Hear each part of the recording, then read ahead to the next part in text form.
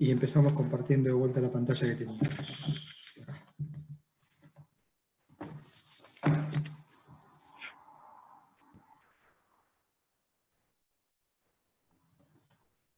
¿Pueden ver bien? ¿Alguno que me cuente? Sí, ¿Lo ven profe. bien? Sí, profe, se ve Gracias. perfecto. Gracias, chicos. Gracias, Angie. Bien. Lo que vamos a ver ahora es cómo algunas de las conclusiones que estuvimos presentando hasta ahora, valga la redundancia,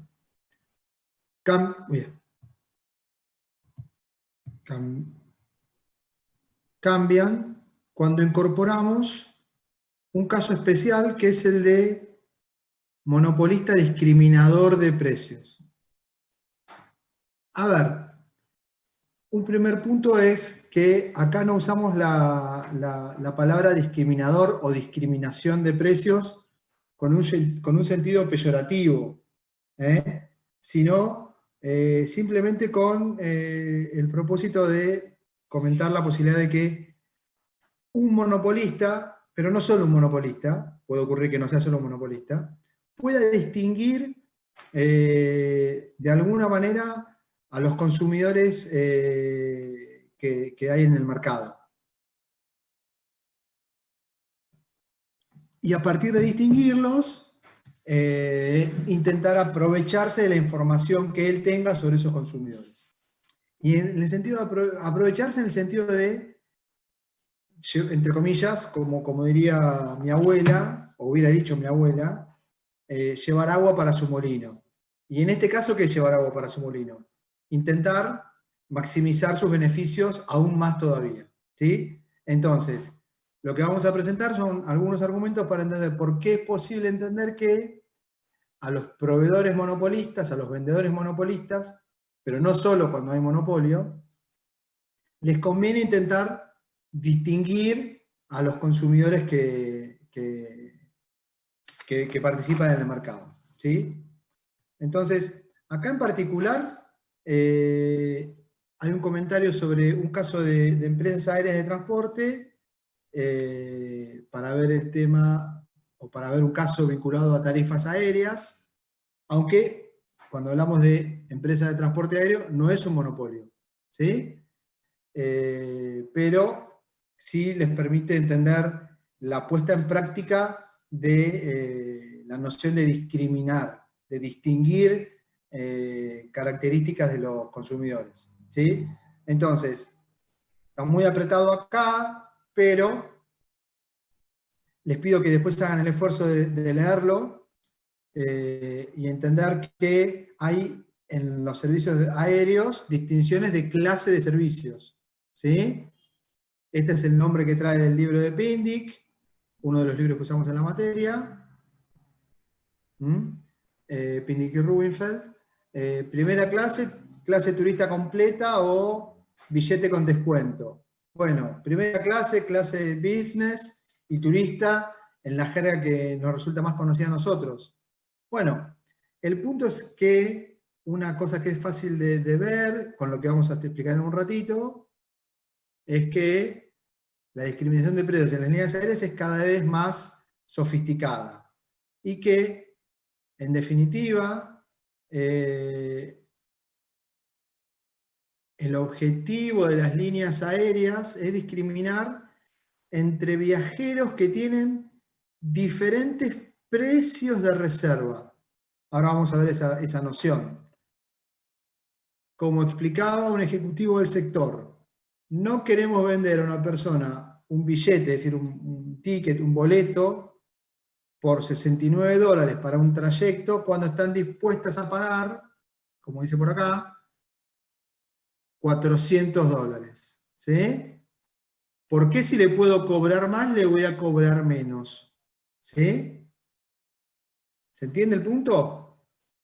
¿Les parece que esto pasa en la realidad? ¿En esta actividad o en otras? ¿Que te cobren según la cara del cliente, en definitiva? ¿O la cara de lo que el cliente me parece que quiere pagar? No, ¿No? ¿No hay ningún caso, Sofía?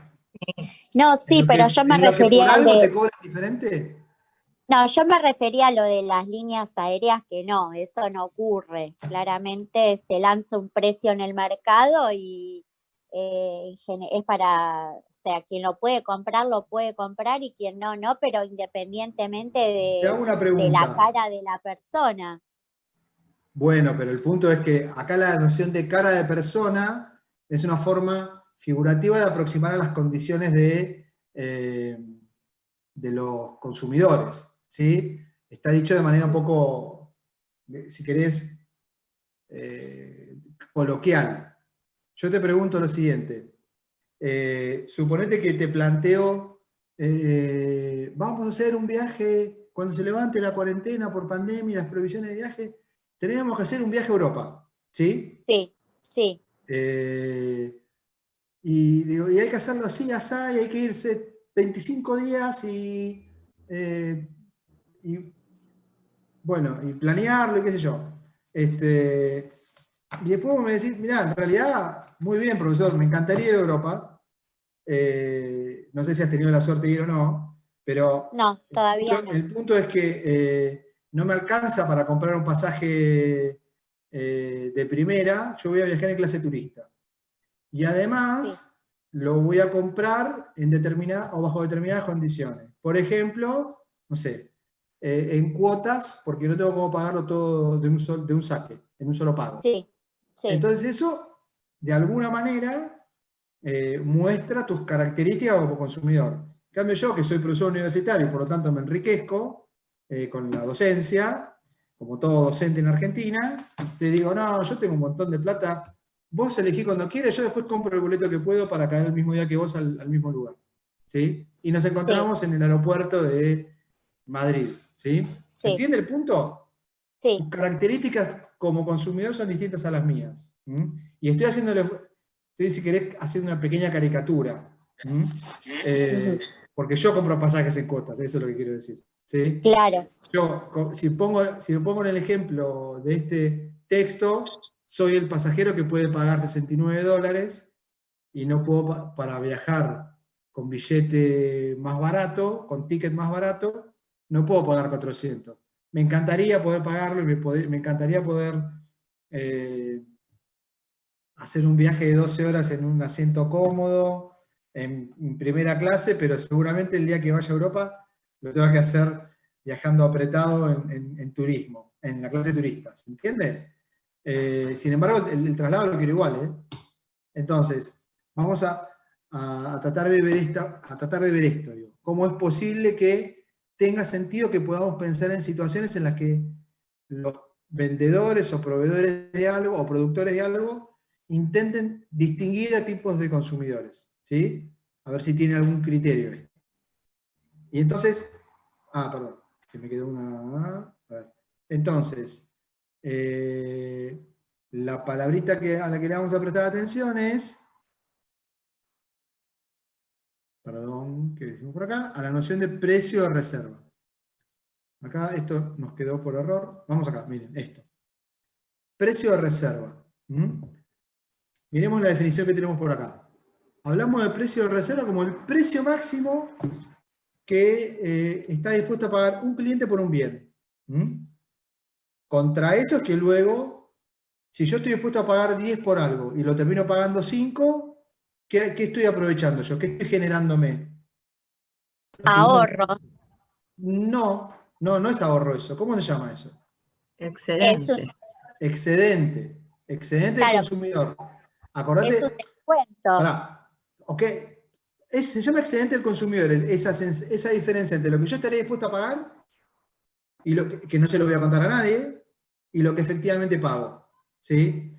Ahí de vuelta, Sofía, por ahí, si logran hacer memoria, cuando presentamos la noción de excedente del productor hace unas clases, del consumidor, perdón, en este caso, hace unas clases que dijimos que es común la sensación de ahorro, ¿sí? Pero en la realidad no ahorré, porque la definición de ahorro es lo que me queda como diferencia entre mis ingresos y mis gastos, ¿sí? Eso es mi ahorro como consumidor. Yo tengo 100 pesos, 100 pesos de ingreso y me termino gastando al mes 80 pesos de mis ingresos mensuales, bueno, tengo 20 pesos de ahorro. Ahorro efectivo, concreto. ¿Por qué? Porque es plata que no consumí, que no gasté. ¿Entiende? En cambio, cuando uno está comprando algo, no es que está ahorrando, estás comprando, estás gastando, estás erogando, estás pagando. Puede ser que tengas la suerte de pagar menos de lo que hubieras estado dispuesto a pagar. Si eso es así, eso quiere decir que estás generando excedente. Habitualmente, coloquialmente lo llamamos como ahorro, pero no es la forma técnica que deberíamos denominarlo. ¿Se entiende? El ahorro es la diferencia que me queda en el bolsillo entre lo que tenía para gastar y lo que efectivamente gasté. Si yo estoy comprando algo, o estoy pagando por algo, no estoy ahorrando, estoy erogando. Ahora es probable que esté pagando lo menos de lo que yo hubiera estado dispuesto a pagar. ¿Sí? Eso es excedente del consumidor. Entendido como la diferencia entre lo que yo como máximo estoy dispuesto a pagar, que lo veo en la curva de demanda, versus el valor que efectivamente pagamos. Entonces, pensemos en un caso que es como lo venimos viendo hasta ahora, que una empresa solo cobra un precio. Si es una empresa monopólica, ¿cómo define cuánto quiere producir el monopolista? ¿Cómo elige esta cantidad? Costo marginal con ingreso marginal, encuentra la intersección o la igualdad. Una vez que identificó esa cantidad, identifica la cantidad y después ve cuánto lo puede cobrar. Ve cuánto lo puede cobrar. Y cobra el precio asterisco o estrella, que es el precio único que cobraría. Ahora, seguramente, como tenemos escrito por acá, le gustaría cobrar un precio más alto a los consumidores que están dispuestos a pagar más que ese precio, estrella, que son los consumidores en el segmento A, porque todos estos consumidores respecto del precio estrella que están generando un excedente, ¿sí? Porque lo que están dispuestos a pagar versus lo que pagan, les permite a ellos disfrutar de un excedente del consumidor, ¿sí? El excedente del consumidor, en este caso, para esos consumidores en el segmento A, es esto, es esta área, ¿sí? Bien. Los consumidores en el segmento A, si querés, son... a ver, piensen, por ejemplo, cuando uno va a hacer ¿alguna vez les tocó o les pasó que salieron con su familia a hacer algún esquema de viaje semi-organizado con alguna agencia de turismo y que por lo tanto uno compra un paquete de servicios y de lugares, pero no te vendieron servicios para tener todo el día ocupado y no sé, yo me acuerdo cuando hace muchos años ir con mi familia a Córdoba. No sé si lo saben, pero en Córdoba hay algo parecido en una localidad que se llama Embalse de Río Tercero a algo que está al sur de Mar del Plata, que se llama en Chapadmalal. ¿Ubican qué es? Unos hoteles que son del sector público, del Estado. Sí, sí, Ahora prácticamente no se usan, pero cuando yo tenía 10, 12, 15, hace muchos años, se usaban mucho, ¿sí? Y uno se anotaba y bajo ciertas condiciones uno podía ir a esos lugares. Entonces, lo que tenías definido era el traslado con la empresa que tenía contratada el sector público, el gobierno, y tenías los horarios de comida en el lugar, porque era alojamiento y comida definida, ¿sí? Y después, como ocurre con el turismo gremial, si alguno de ustedes alguna vez hizo turismo con algún gremio o algún sindicato, en general son así, con lugares fijos de alojamiento y con servicios de comida definidos. Bueno, después, según el bolsillo de las familias, o de los que viajaran, de los turistas que viajaran, podían comprar o no excursiones al resto de la provincia, ¿sí? O quedarse en el lugar disfrutando del complejo. Obviamente, consumidores con un poco más de plata son los que forman parte de este segmento, ¿sí? Que podrían pagar por más cosas. Entonces, es posible imaginar siempre que puedo separar grupos de consumidores. Acá los estoy separando entre aquellos que pagan este precio que le conviene, que el monopolista elige, y que podrían pagar más que eso, y otro grupo de consumidores que podrían estar dispuestos a pagar un precio menor a B, perdón, menor a P estrella, porque acá está señalado como segmento B, este segmento, hasta este precio C, que sería el precio que se cobraría siguiendo la regla de competencia perfecta, y que corresponde a consumidores que están dispuestos a consumir las cantidades mayores a Q estrella, cantidades hasta aquí, imaginarias, porque en la realidad se está ofreciendo menos ese productor que vende a un solo precio, y que por lo tanto podrían, pagando menos, consumir más cantidades, ¿sí? Y de esta manera, ¿qué ocurre? Que el productor, si pudiera distinguir cuánto estarían dispuestos a pagar distintos grupos de consumidores, a cada grupo podría, si hubiera mecanismo, cobrarle diferente. Y si le cobra diferente a cada grupo de consumidores, en definitiva se está acercando a cobrarles el precio de reserva. Y si eso es así, entonces, si yo en el ejemplo hoy te decía que vos estabas dispuesto a pagar 10 y lograbas pagar, porque te cobraban 5, ok, si el fulano pudiera de alguna manera distinguir grupos de consumidores, prestando con algunas características distintos tipos de servicios o prestaciones, que vos lograras pagar 8, bueno, vos seguís estando generando un excedente. Vos estabas dispuesto a pagar hasta 10. Y si pagás 8, igual estás conforme, porque vos querías consumir eso pagando hasta 10. Si pagás menos que 10, seguís estando conforme, pero el fulano se llevó 3 pesos más en el ejemplo. Logró llevarse 3 pesos más sobre los 5 que cobraba si cobraba un solo precio, o un precio único. Entonces, podemos imaginar distintas situaciones en las que es posible ver casos en los que se cobran distintos precios tratando de captar a distintos consumidores. ¿Qué pasa con los consumidores del segmento B? Si el monopolista elige esta cantidad y cobra esta cantidad, estos fulanos no están, porque están dispuestos a pagar precios más bajos, ¿sí? Entonces, los consumidores que están representados por distintas combinaciones de precio y cantidad por debajo del precio estrella, son consumidores que no son, que entre comillas el monopolista no los engancha, ¿sí? Si cobra un solo precio. Si cobra un solo precio, ¿sí? Y en el sentido, no los engancha y por lo tanto no les logra cobrar. Si el monopolista pudiera, o el empresario pudiera distinguirlo, lo haría. Porque podría cobrar y generar ingresos sobre clientes que antes no tenía. Entonces, ese es lo importante de la existencia potencial de discriminación de precios. Como tenemos escrito por acá, la discriminación de precios tiene un origen basado en los gustos y preferencias del consumidor. Que eso es lo que define cuánto es lo que está dispuesto a pagar cada consumidor. El valor, esto define el valor que cada cliente le atribuye a un mismo producto. En definitiva, lo que está dispuesto a pagar.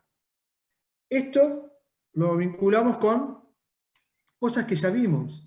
Clientes de alta elasticidad y clientes de baja elasticidad. A ver, si yo antes de avanzar les preguntara, ¿a quién les parece que le vamos a cobrar más alto si los pudiera distinguir? ¿A clientes de baja elasticidad o a clientes de alta elasticidad? Al de baja elasticidad. Le vas a intentar cobrar más caro y vas a tener más suerte en cobrarle más caro. Si vos podés distinguir eso, entonces vas a lograr cobrar precios más altos o mejores para vos, más convenientes, y vas a terminar ganando más como monopolista, ¿sí? En cambio, a los clientes de alta elasticidad, tal vez la forma de incorporarlos como sea. ¿Qué podría uno intentar hacer para enganchar clientes que tienen una demanda individual más elástica? ¿Bajar un poco el precio? Bajar un poco el precio todavía, muy bien. ¿Conocés casos en los que eso funciona así? Eso iba a decir, hoy cuando hablaban de los pasajes, creo que estaban como pensando en comprar pasajes por internet, por ejemplo, ¿no? En Sí. grandes empresas virtuales. Ahora, si uno va a una empresa de turismo local, sí pasa que te ofrezcan diferentes precios según la cara, entre comillas.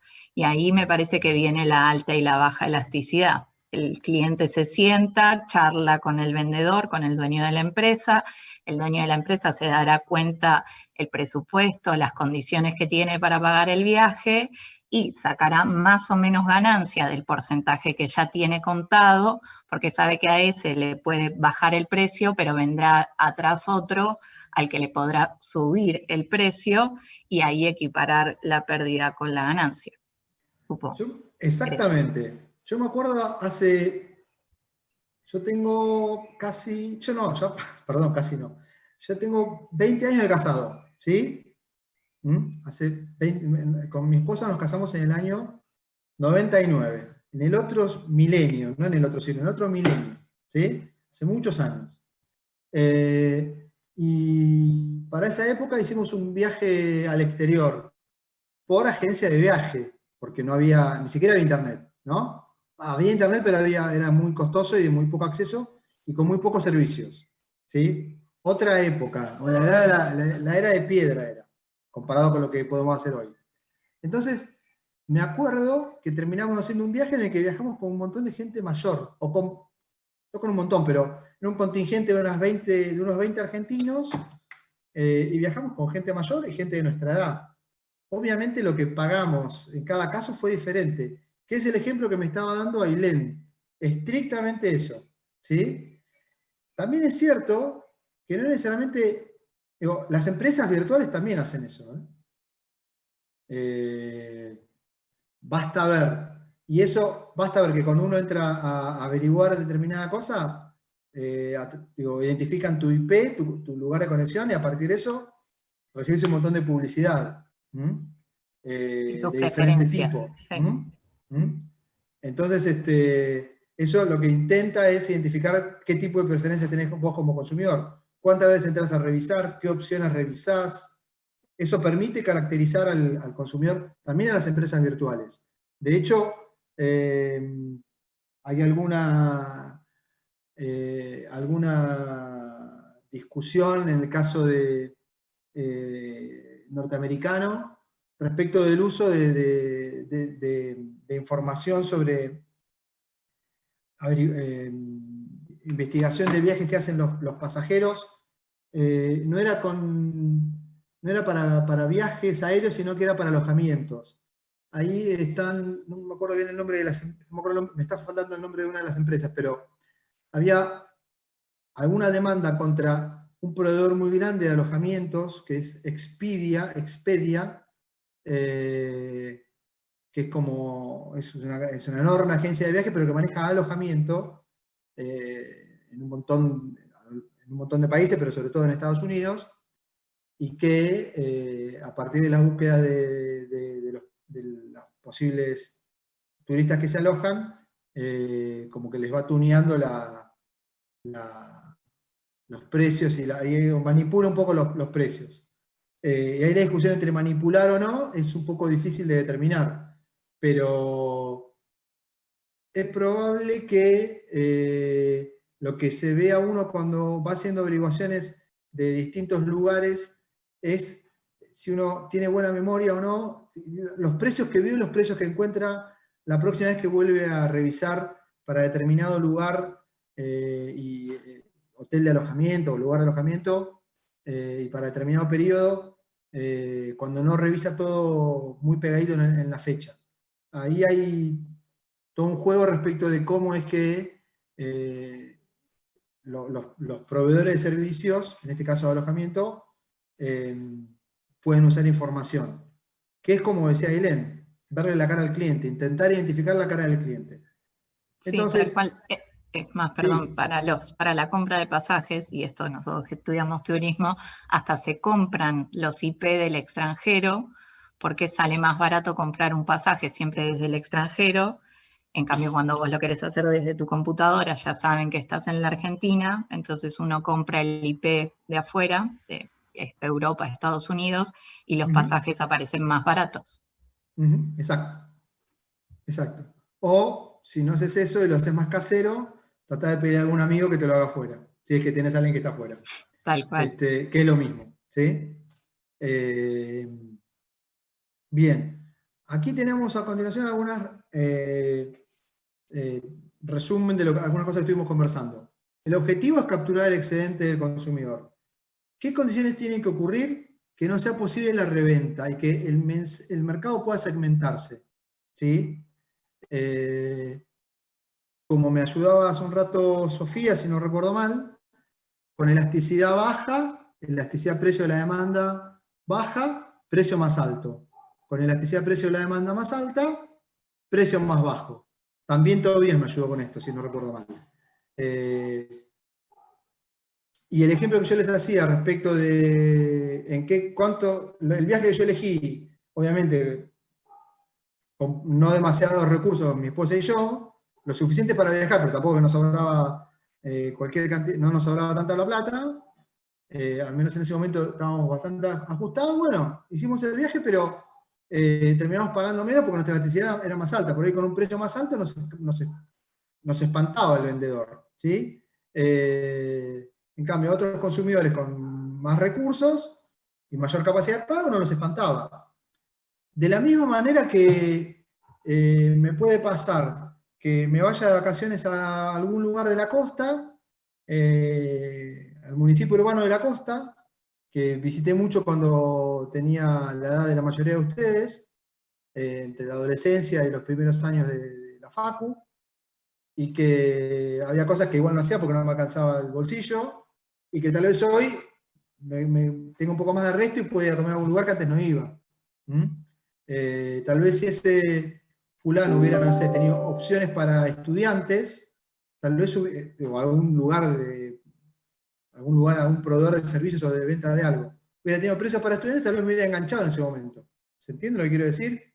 Entonces, esta noción de discriminación de precios no hay que pensarla exclusivamente en la situación de monopolios. Vamos a encontrar muchas situaciones en las que es posible intentar segmentar el mercado. El caso de las líneas aéreas justamente es un caso en el que no hay monopolio, y sin embargo la práctica es muy intensiva. Por eso es que lo traemos a colación en nuestra materia. Acá tenemos 3 tipos de discriminaciones de precios. Discriminación de primer grado, que también se llama discriminación perfecta. Discriminación de segundo grado, que se llama por bloques. Y discriminación de tercer grado. Miércoles de cine. Día de descuento. O las tarjetas, o lo que ocurre con las tarjetas bancarias. Que por ahí uno tiene algún programa de beneficios que opera determinados días o en determinados lugares o bajo determinada convocatoria. Por ejemplo, el Día de la Madre, ¿sí? En los que puede haber para tal día, no sé, el 14 y el 15, tales productos, o el 15, 16 y 17 con la tarjeta del Banco Provincia o del Banco Santander, determinado tipo de descuentos, ¿sí? Y probablemente aquel que no hubiera ido a comprar sin descuento, con descuento vaya a comprar. Le hago una pregunta a todos los que están acá. ¿Alguno de ustedes alguna vez recortó algún vale, ticket, cupón de descuento de alguna revista, algún diario, de alguna cosa, de alguna página? Sí. Sí. ¿Nadie va a McDonald's con descuento? Sí, por ejemplo. También está el cine en el diario. El cine, Sí, el diario, hay un montón de cosas. Miércoles de cine. O el 2x1. O el 2x1, o el ir a la mañana. ¿Alguno de ustedes alguna vez fue a las 12 o a la primera función? Sí. ¿Alguna vez? Seguramente. ¿Eso qué quiere decir? Que está yendo a ver algo que tal vez no hubiera sido a ver si hubieras tenido que pagar el precio completo. ¿Se entiende el punto? Y ahí estás distinguiendo tipo de consumidores. Y el dueño del cine, en este caso, ¿qué hace? El costo de reproducción de la película es igual, tenga uno adentro, un espectador o la sala llena. ¿Sí? Ahora, entonces, si logro de alguna manera meter más espectadores que están dispuestos a pagar menos, porque por sus características como consumidores, por su nivel de ingreso, por el gusto que tengan por ese producto. No sé, ejemplo de cine. Yo seguramente acompañé a mis hijos a ver muchas más películas de las que me hubiera enganchado a ver si no hubiera tenido posibilidad de aprovechar, no sé, 2x1. ¿Sí? Vi más películas de los Avengers de las que hubiera ido a ver, seguramente. ¿Por qué? Porque podíamos enganchar un miércoles o un martes e ir yo con todos mis hijos, nuestros 3 hijos. ¿Sí? Y es una decisión que, ¿cuándo es más cómodo ir al cine? ¿Un miércoles o un sábado o un domingo? En general, para la gente que tiene horarios laborales estándar. El fin de semana, pero te El sale fin de más semana, caro. ¿sí? Pero es más caro. O lo que es lo mismo, como durante la semana ocurre que es más fácil ir al cine para gente que tiene menos ocupaciones laborales, pero por tener menos ocupaciones laborales, en promedio, podemos imaginar que tiene menos ingresos, bueno, se le busca captarlo igual cobrándole más barato. Esos son los casos de discriminación de tercer grado. Ahora vamos a presentar un poquito más organizadamente. Así lo paso un poco rápido para no quedarnos sin completar la clase, que hay un tema más. Cuando hablamos de discriminación perfecta, básicamente lo que se busca es cobrar cada unidad al precio más alto que cualquier consumidor esté dispuesto a pagar. ¿Sí? La discriminación perfecta es cuando a cada consumidor logro cobrarle lo que está dispuesto exactamente a pagar. Eso implicará algún grado de generación de información para entender o para saber cuánto correspondería pagarle a cada uno, cobrarle a cada uno, muy grande. ¿Sí? Pero el punto es entender entonces que eso permite aumentar. ¿Qué vimos hace un rato? Caso general, el monopolio respecto del mercado competitivo muestra que hay una redistribución de excedente de los consumidores al monopolista. ¿Sí? Recuerden, si esta era la regla de monopolio y esta es la regla de competencia perfecta, este rectángulo, bajo competencia perfecta, este rectángulo y este triángulo son excedentes del consumidor. Con un solo precio, el excedente del consumidor es esto nada más. ¿Sí? Con un precio único y de monopolio. ¿Sí? Lo que va a buscar el monopolista es no solo ganar este pedazo que ganó de excedente, cuando puede discriminar, sino tratar de quedarse con esto también. El caso de discriminación perfecta es cuando se logra cobrar a cada cliente según su cara. A cada cliente según su cara. Tratando de cobrar el precio más alto que se pueda, que esté dispuesto a pagar cada consumidor. ¿Sí? Operando al detalle, como hace un rato explicaba Ailén, tratando de identificar cuánto le puedo cobrar a cada uno. ¿Sí? Y tratando de que no se me vaya ningún cliente, sino a todos cobrarle. ¿Sí? Y no dejarlo afuera porque no está dispuesto a pagar. En este contexto, lo que podemos decir es que lo más rentable para el productor monopólico es aumentar el nivel de producción hasta acá. Cobrando este precio de competencia y cobrando este precio de competencia hasta acá y lograr aprovechar todo el espacio de excedente que pueda apropiarse. Ese espacio de excedente está dado por esta área sombreada que tenemos acá en celeste. ¿Sí? Lo que puede lograr apropiarse por aumentar el nivel de producción y lograr cobrarle a cada uno lo que cada uno está dispuesto a pagar. Por eso es importante lo que tenemos hace un rato por acá, escrito de que no sea posible la reventa. Porque si es posible la reventa, uno paga barato y lo vende más caro a otro consumidor sin que eso lo haga el proveedor, ¿se entiende?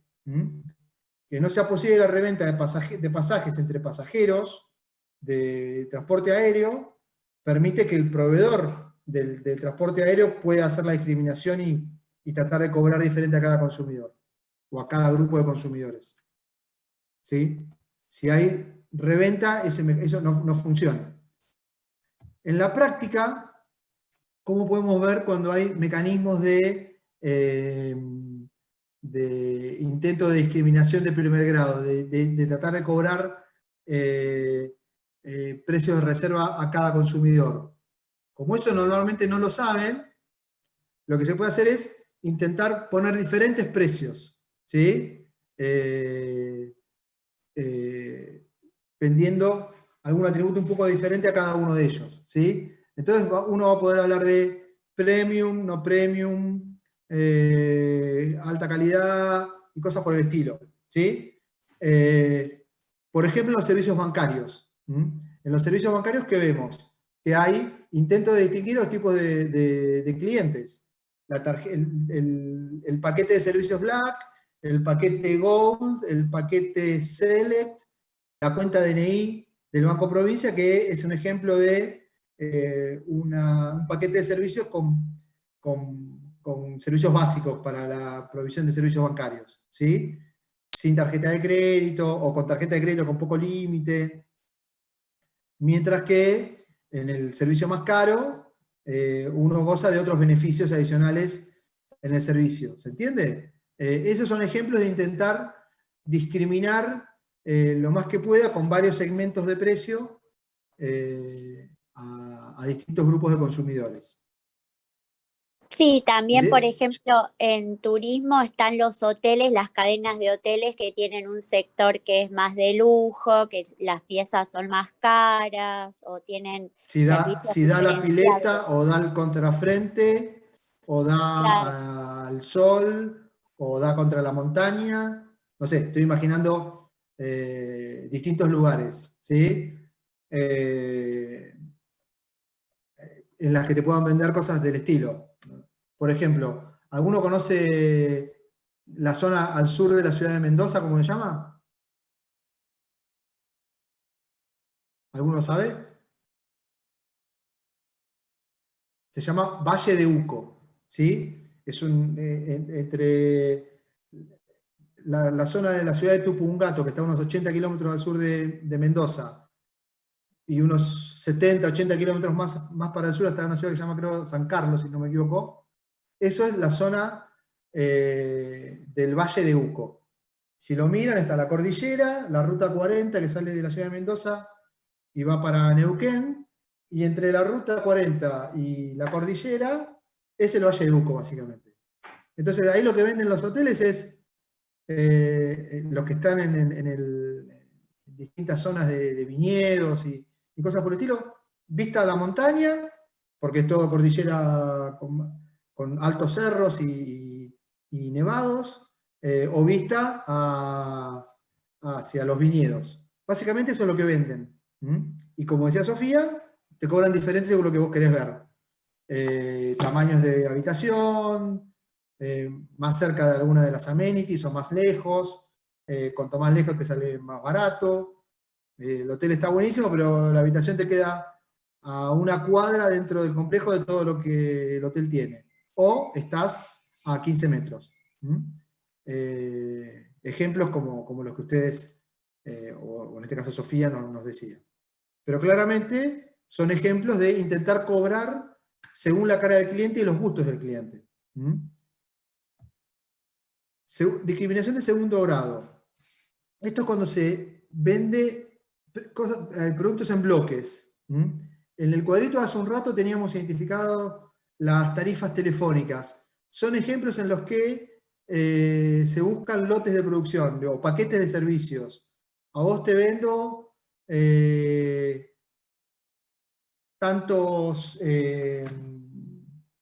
tal paquete de servicios, tanta carga de datos en tu servicio celular, y te cobro distinto precio. Bueno, este mismo tipo de distinciones de grupos de clientes, ¿sí? Pero acá, comprando cantidades asignando cantidades similares a distintos clientes, ¿sí? Y entonces en los servicios públicos es habitual encontrar este tipo de discriminación, ¿sí? Por venta de lotes. También es muy habitual en las ventas cuando digo servicios públicos estoy pensando en tarifas eléctricas y cantidades de consumo eléctrico, consumos de gas para las industrias que necesiten ese tipo de insumo para la producción, este tipo de venta de lotes de producción, o también a veces en venta de materiales de construcción. Es posible identificar este tipo de discriminación por grupos de consumidores, ¿sí? Que tienen atrás la misma lógica.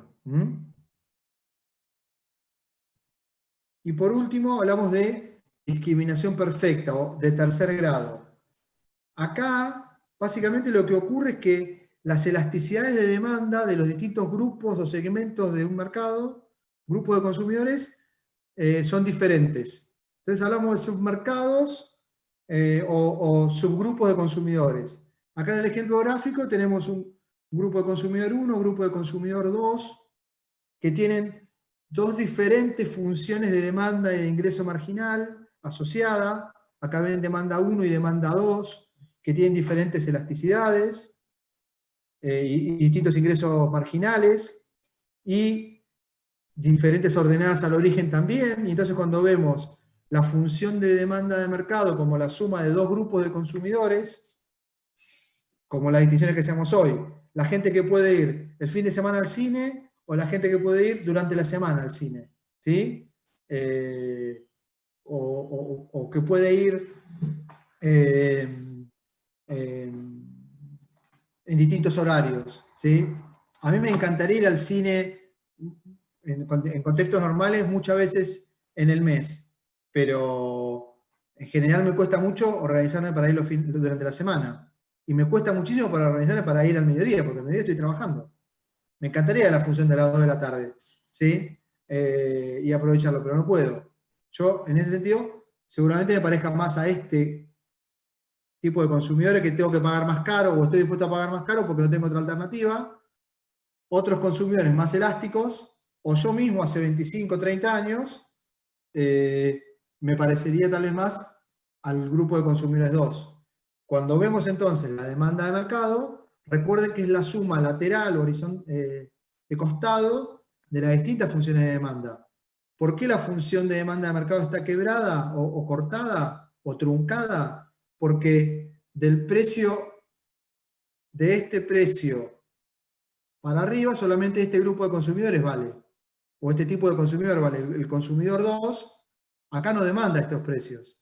Entonces, toda la demanda de mercado para estos precios altos es solamente la del grupo de consumidores 1. Pero, a medida que bajan los precios, es posible imaginar que se incorpora este grupo de consumidores también, ¿sí? Entonces, luego, lo que vamos a ver es que, dado este tipo de funciones de demanda de mercado, y acá estamos viendo un caso en el que la gráfica nos presenta solamente un costo marginal horizontal, no creciente, pero la regla es igual. La cantidad se define por costo marginal igual a ingreso marginal. Entonces, la cantidad de mercado, ¿cómo se define? Acá. Costo marginal igual a ingreso marginal de mercado. Ahora, ¿cuánto paga cada grupo de consumidores? Lo vemos en cada, dado este nivel de costo marginal que tiene este productor, lo vemos para cada grupo en particular. Al grupo 2, que estaba dispuesto a pagar menos, termina pagando un precio más bajo que el grupo 1. Entonces, estos son mis hijos que pueden ir al cine cualquier día de la semana. Este soy yo que solamente puedo ir los sábados. ¿Se entiende? Esa es la distinción que podemos hacer. Por ejemplo, con miércoles de cine, o con descuento de horarios, o con 2x1, o con cupones. seguramente mis hijos han comido más veces en algo tipo McDonald's, que lo vemos en un montón de casos. Acá a 2 cuadras tengo una heladería, que está abierta todo el año, por suerte, ¿sí? Para mi familia, porque yo no puedo comer helado por mi cuestión de salud. Entonces, porque no puedo comer dulces. Pero, ¿cómo vende el helado, las cadenas de helado? ¿Cómo venden? ¿Cuánto cobran un martes y cuánto cobran un sábado? Más barato Hacen los martes. descuento. Hacen descuento, te cobran más barato. O te venden el pote de 3/4 de kilo y solamente es la modalidad en la que te venden y te cobran más barato que si llevaras potecitos pequeños, o te venden más barato de lunes a jueves y el fin de semana, que obviamente la gente se reúne más y tiene más, en contextos normales, ¿no? Más actividad social de cenas y de comidas, come más helado, bien, ese día te cobro más caro. Bueno, Perdón. ejemplos de discriminación de tercer grado, en las que distinguimos tipo de consumidores. Si a vos no te da para comprar helado a, no sé, no tengo tan claros los valores, suponete 500 pesos el kilo el sábado, pero te da para pagarlo 300 el jueves, bueno, voy a comprar el jueves. Y guardar en las condiciones que puedas hasta el fin de semana. ¿Sí? Y al fulano le conviene no ganar tanto, pero lograr ganar vendiendo 1 kilo a alguien el fin de semana y logrando venderle en la semana a alguien que no hubiera comprado, que no venderle. ¿Sí? Entonces, mientras cobre un precio por encima de sus costos marginales, el fulano va a estar ganando plata. Y por lo tanto le va a convenir discriminar precios. Perdón, Vamos a en tratar ese de presentar- ejemplo, Sí. las heladerías monopólicas, digamos, las más grandes, Es que no son cobran todo. monopólicas. No, Ese es el sí, punto. bueno, entiendo Son- que hay varias. que pueden discriminar, digamos, ¿no? Claro, por ejemplo, Tionis sería de primer grado, que cobra siempre lo mismo. No aplica discriminación. Ok, Eso es lo que tenemos que decir. No es de primer grado. No aplica discriminación, porque si cobra siempre igual, sí, no está distinguiendo consumidores. En cambio, te pongo un nombre y apellido. Belezo, que es la que me queda cerca de mi casa, tiene un precio diferente durante la semana que durante el fin de semana. Y me vende lo mismo. O parece que me vende lo mismo. ¿Sí? En ese caso está intentando distinguir a grupos de consumidores. Pero si te cobra siempre igual, no está distinguiendo consumidores. Entonces está en el primer caso en el que no aprovecha poder discriminar consumidores. Es como que el cine no aprovechara y cobrara siempre igual. ¿Sí?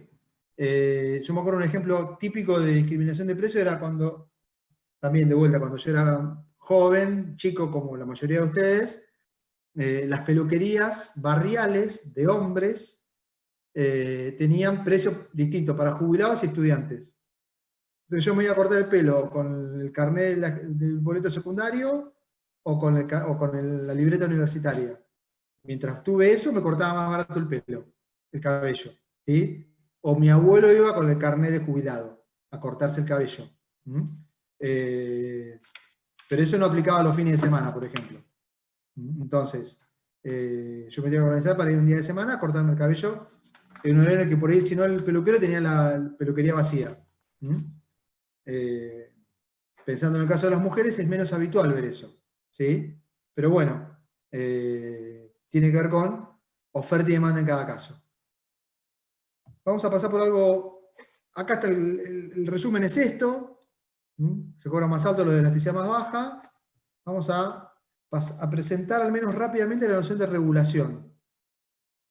Si nosotros habíamos concluido, porque nos quedan poquitos minutos, si nosotros habíamos concluido que el monopolio termina teniendo un costo o un efecto pernicioso sobre el bienestar social, entonces es posible imaginar que, y la conclusión o la consecuencia de eso es que se termina viendo precios más altos y cantidades menores que las que se producirían en contextos competitivos.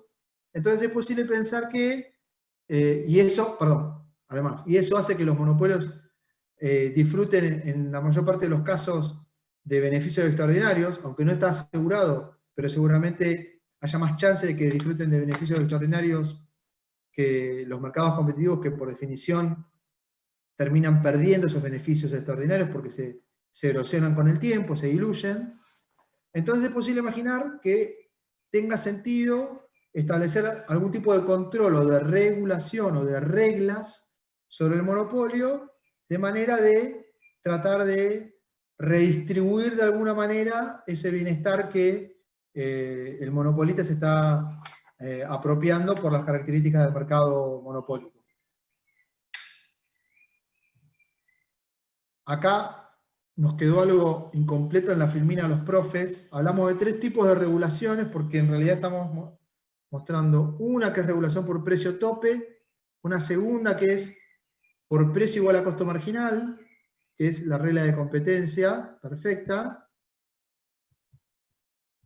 y una tercera que es por impuesto, regulación impositiva. Entonces, cuando hablamos de regulación de precio tope, inicialmente el monopolio elegiría costo marginal, ingreso marginal, elige la cantidad, y dada esta cantidad que maximiza su beneficio, buscará el precio que puede cobrar de monopolio. Si el gobierno pone un precio máximo de precio igual a 1, ahora ocurre que si yo te puse un precio máximo, el ingreso medio y marginal se hacen iguales para el proveedor, porque a todos los clientes les tiene que cobrar ese precio máximo que yo te puse como tope, ¿sí? Entonces, yo te pongo un precio límite, un precio tope. No es estrictamente lo mismo que... A ver, la motivación es igual que lo que vimos cuando hablábamos de precios máximos y mínimos, ¿se acuerdan? Pero acá hay alguna modificación porque el punto es que no estoy pensando en... No estrictamente estoy pensando en el tope y en que eso me va a generar necesariamente un precio tope o precio regulado máximo. No necesariamente me va a llevar en este caso a escasez. Cuando veamos mercados de tipo competitivo, mercado competitivo, le pongo un precio tope, por definición genera escasez, ¿sí? Exceso de demanda, ¿sí? En este caso no es necesariamente, o no va a ocurrir necesariamente eso cuando estamos hablando de un caso monopólico, ¿sí? Pero entonces, lo que ocurre al poner un precio único que puede cobrar ese monopolio es que, en este caso el ejemplo del precio 1, es que este precio se relaciona con un mayor nivel de producción, Q1,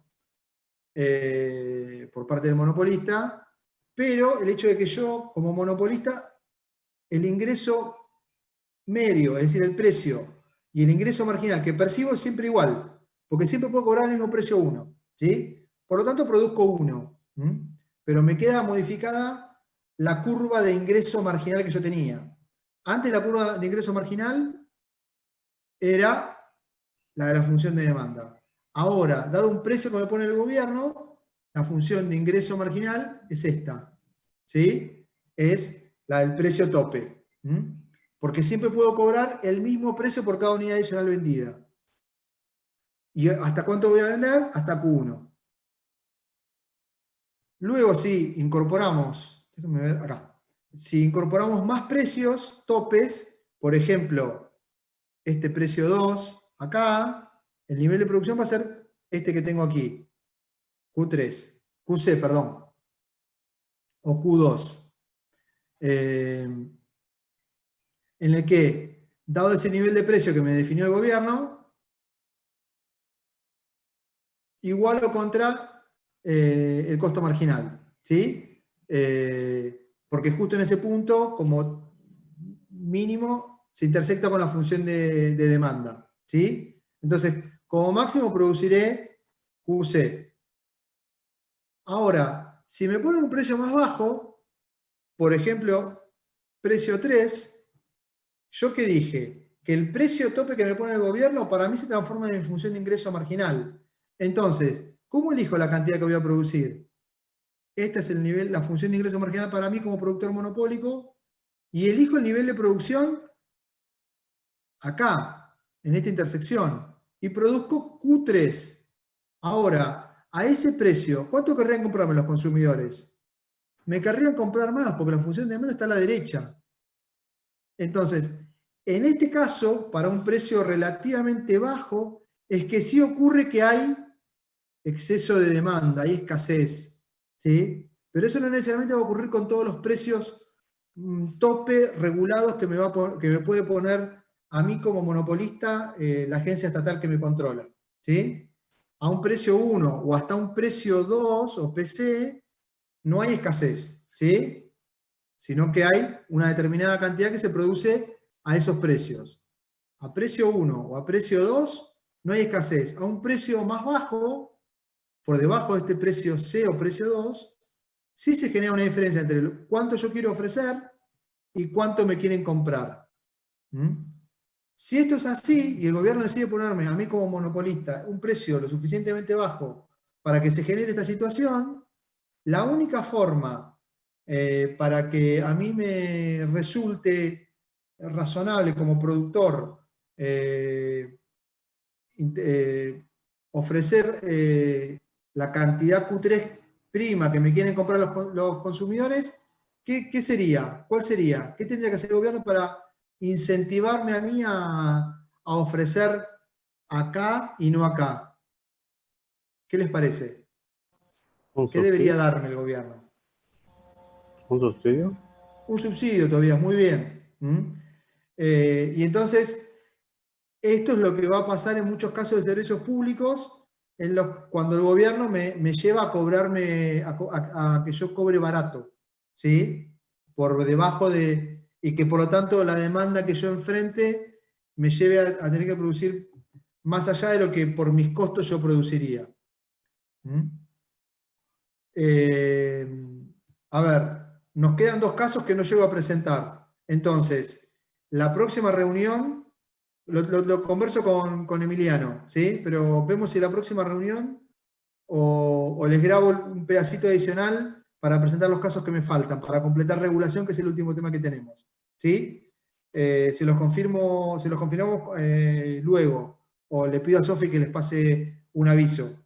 Pero entonces, por la clase de hoy, que estamos terminando ahora, al menos van a encontrar las 2 partes de la reunión.